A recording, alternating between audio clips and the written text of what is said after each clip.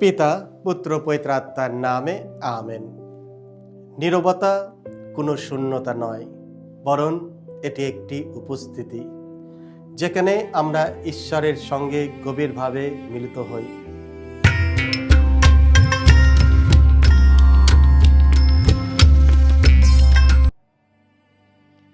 খ্রিস্টে আমার পরম প্রিয়জনেরা, আজ জানুয়ারি মাসের 13 তারিখ মঙ্গলবার, আর আজকে ডেলি মান্না ঈশ্বরের বাণী প্রতিদিন নেওয়া হয়েছে মার্ক রচিত মঙ্গল সমাচার থেকে 1 অধ্যায় 21 থেকে 28 পদ। এসো আমরা ভক্তিভাবে আজকের এই বাণীটি শুনি।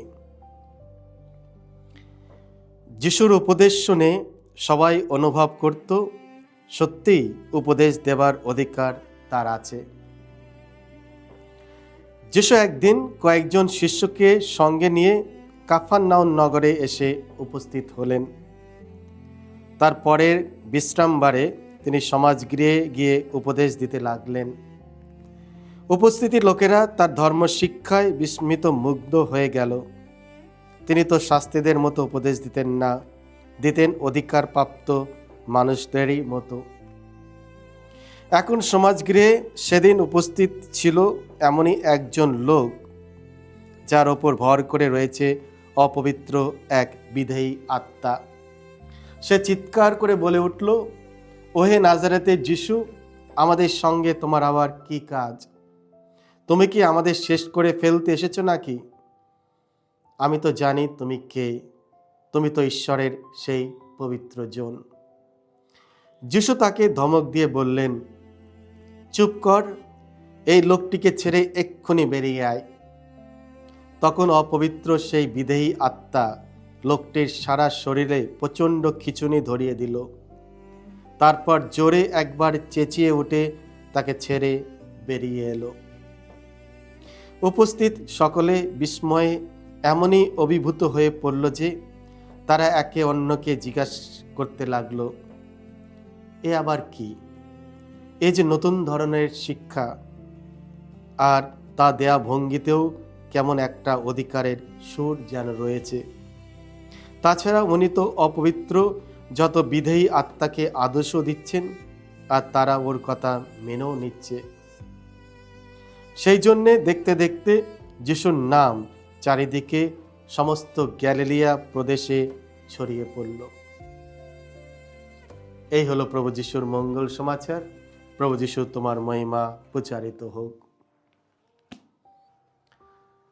চুপ কর, বি সাইলেন্ট। কিছু তোমার পরম প্রিয়জনেরা, আজকের পবিত্র মঙ্গল সমাচারে আমরা শুনলাম অসুচি আত্মায় আক্রান্ত লোকটিকে দেখে যিশু বললেন, চুপ কর, বি সাইলেন্ট। যখন অপদূতে পাওয়া মানুষটি যিশুকে দেখল, সে চিৎকার করে উঠল আর বলল, ওহে নাজারেতে যিশু, আমাদের সঙ্গে তোমার আবার কি কাজ? আর ঠিক তখনই যিশু তাকে ধমক দিয়ে চুপ হতে আদেশ দিলেন। এই আদেশ, চুপ কর, আজকের ডিজিটাল যুগে আরো গভীর ও তাৎপর্যপূর্ণ অর্থ বহন করে। চুপ কর, নীরব থাকো, be quiet, be silent. Mobile ফোনের আবির্ভাবের পর আমাদের পৃথিবী ভরে গেছে অবিরাম কথাবার্তা, সোশ্যাল মিডিয়ার আপডেট, শেষ না হওয়া পর্যন্ত বিনোদন ও নানা ধরনের বিভ্রান্তিতে। এই নিরন্তর শব্দ ও কোলাহল আমাদের জীবনে ঈশ্বরের কণ্ঠকে চাপা দিয়ে ফেলেছে। সামসঙ্গীত 46:10 আমাদের স্মরণ করে দেয়, নীরব হও এবং জানো আমি ঈশ্বর।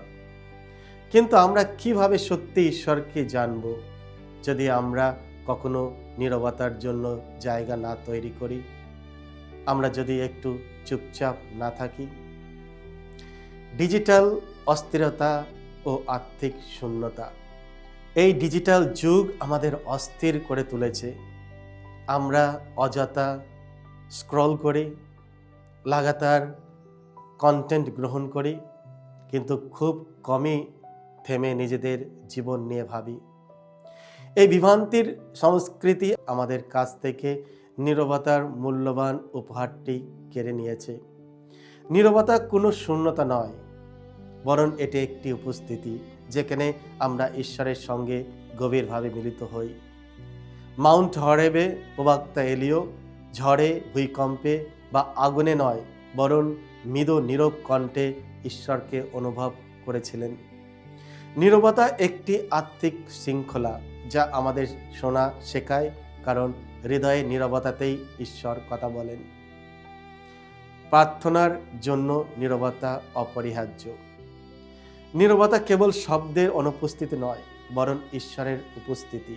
সাইলেন্ট বা নীরব মুহূর্তে আমরা তার কোমল কণ্ঠস্বর শুনি, তার ইচ্ছা উপলব্ধি করি এবং তার সঙ্গে ঘনিষ্ঠ সম্পর্কে বেড়ে উঠি। নীরবতা প্রার্থনাকে সহজ করে। বাহ্যিক ও অন্তর্গত এই দুই ধরনের নীরবতা ছাড়া প্রকৃত প্রার্থনা সম্ভব নয়। আজকের ডিজিটাল যুগের সবচেয়ে বড় চ্যালেঞ্জ হলো হারিয়ে যাওয়া নীরবতার উপহারটি আবার ফিরে পাওয়া। আর তার জন্য আমাদের দরকার তিনটি জিনিস: নীরবতা, একাকিত্ব ও আত্মপর্যালোচনা। আজকের মঙ্গল সমাচারে যিশু চুপ কর এই আহ্বান যেন আমাদের জাগিয়ে তোলে, প্রতিদিন কিছু সময় আলাদা করে ঈশ্বরের সঙ্গে থাকার জন্য, প্রার্থনা ও ধ্যানের জন্য, অথবা নিজের মনকে শান্ত করার জন্য। প্রযুক্তির সঙ্গে সুস্থ সম্পর্ক গড়ে তোলা। এই নীরবতা ফিরে পেতে হলে প্রথমেই আমাদের প্রযুক্তির ব্যবহারে সীমা টানতে হবে। দিনের নির্দিষ্ট সময়ে মোবাইল ব্যবহার বন্ধ করতে হবে। প্রার্থনা, বাইবেল পাঠ ও পারিবারিক সময়ে ফোনে দূরে রাখতে হবে। ঘুমানোর আগে বা ঘুম থেকে উঠে কিছু সময় ডিজিটাল নীরবতা পালন অবশ্যই করা দরকার। সবসময় যদি আমরা ফোন নিয়ে ব্যস্ত থাকি, তাহলে ধীরে ধীরে আমরা তার দাসে পরিণত হই। আমাদের উচিত মোবাইলকে নিয়ন্ত্রণ করা, মোবাইল যেন আমাদের নিয়ন্ত্রণ না করে। আধুনিক যুগে আমরা কি করতে পারি তার জন্য এসো আমরা কিছু চিন্তা করি। প্রথমত, ডিজিটাল উপবাস। সপ্তাহে অন্তত কিছু সময় প্রযুক্তি থেকে সম্পূর্ণ বিরতি নেওয়া। খুবই কষ্ট, কিন্তু যদি আমরা চেষ্টা করি আমরা পারি। দ্বিতীয়ত, নীরব প্রার্থনায় অভ্যাস। শুধু কথা বলা নয়, ঈশ্বরের সামনে চুপ করে বসে থাকা, ভগবানের কথা শোনার চেষ্টা করা। তৃতীয়, মনোযোগী উপস্থিতি, মাইন্ডফুল প্রেজেন্স। মানুষের সঙ্গে থাকলে ফোন নয়, মানুষকে গুরুত্ব দেওয়া। চতুর্থ, নীরবতা ও মানসিক সুস্থতা। নীরবতা আমাদের উদ্বেগ, চাপ ও মানসিক ক্লান্তি কমায়। পঞ্চম, যিশুর মতো নীরবতা। যিশু প্রায় একাকী নীরব স্থানে প্রার্থনা করতেন। আমরা বাইবেলে অনেক এক্সাম্পল আমরা দেখেছি। এটি আমাদের জন্য একটা আদর্শ। আজও যিশু আমাদের হৃদয়ে বলছেন, নীরব হও। এই নীরবতা আমাদের দুর্বল করে না, বরং আমাদের ঈশ্বরের সঙ্গে শক্তিশালী সম্পর্ক গড়ে তোলে। চলুন প্রতিদিন কিছু সময় নীরবতার জন্য নিজেকে আলাদা করি, যেখানে ঈশ্বর আমাদের সঙ্গে কথা বলেন আর আমরা সত্যিই তার কথা শুনতে শিখি। এসো আমরা এই ডিজিটাল জগতে আমরা ডিজিটাল থেকে কিছু দিন বিরতি হই, কিছু সময় আমরা একটু নীরবতা প্র্যাকটিস করার চেষ্টা করি। দেখবে আমরা আমাদের জীবনে অনেক কিছু যা হয়তো ঈশ্বরের কাছ থেকে, প্রিয়জনের কাছ থেকে আমাদের দূরে সরে নিয়ে যাচ্ছে, আমরা আবার সেই ঈশ্বরকে, প্রিয়জনদেরকে আবার কাছে পেতে পাব। সকলকে জয় যিশু। ঈশ্বর আপনাদের সকলকে আশীর্বাদ করুন।